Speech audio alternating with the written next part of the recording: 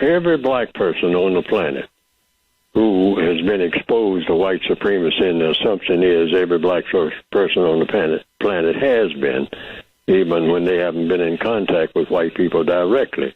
They've been exposed to the white culture indirectly. White culture is about white supremacy. Now, what does white supremacy do?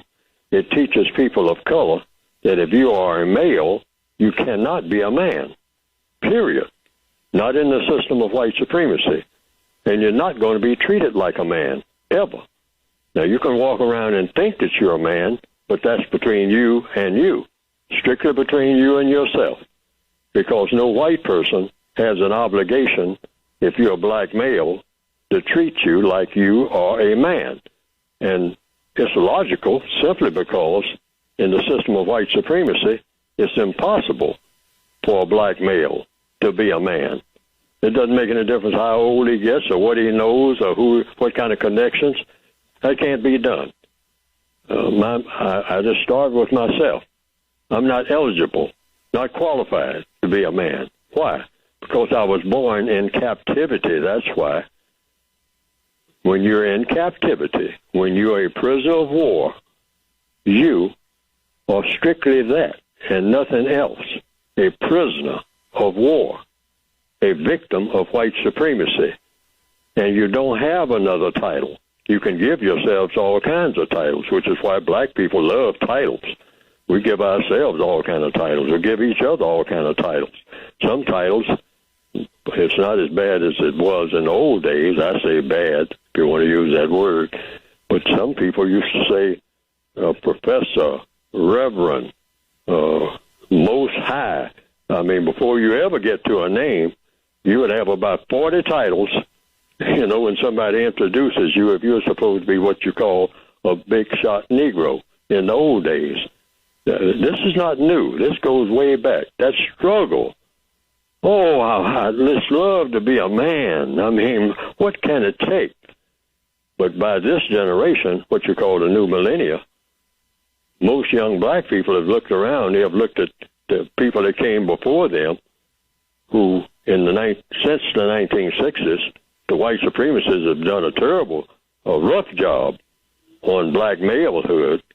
First of all, giving them an option that you can continue to be a big boy, or if you really want to get some material benefits, put on some gold slippers and skip around, and grin all the time and all like that, and have a little money in your pocket.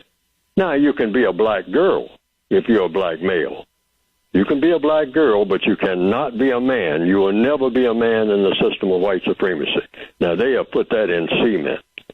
They have written, or rather in steel, or whatever the hardest subject, a diamond. The white supremacists have put that philosophy out here since the 1970s. That's the benchmark that I give it. All over the world, and they're spreading it. They're saying, you're not going to be a man. You're a black male, and you think you're going to be a man on my watch? On my watch? This is the voice of the white supremacists now, racist man and racist woman. Say, that's not going to happen. Say, now, Martin Luther King and Malcolm X and Elijah Muhammad and all that, they said that that's what they're going to make you out of, but it's not going to happen. Now, you can talk it, but you make any move to make that real, and you're going to wonder what fell on you. Now, they have made that clear to all of us, and the young black people have picked up that signal. And they say, well, if I can't be a man and I don't want to be like my sisters, I don't want to switch around all day looking for a male, and I pretend to be a female or try to switch over and be one if they can operate on me and make me one, because then things become easier. I guess, I hope, but I definitely can't be a man because I'm in big trouble if I try to be.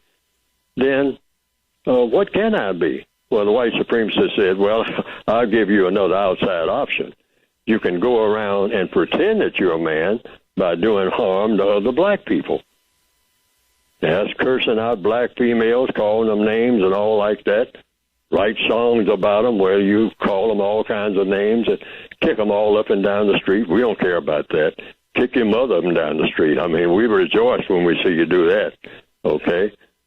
But if you start acting anything like you ask for respect from us, the white supremacists, boy, you're going to get dead real quick.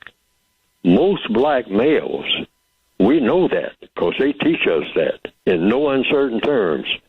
When we really start asserting ourselves and say, you're going to respect me as a man.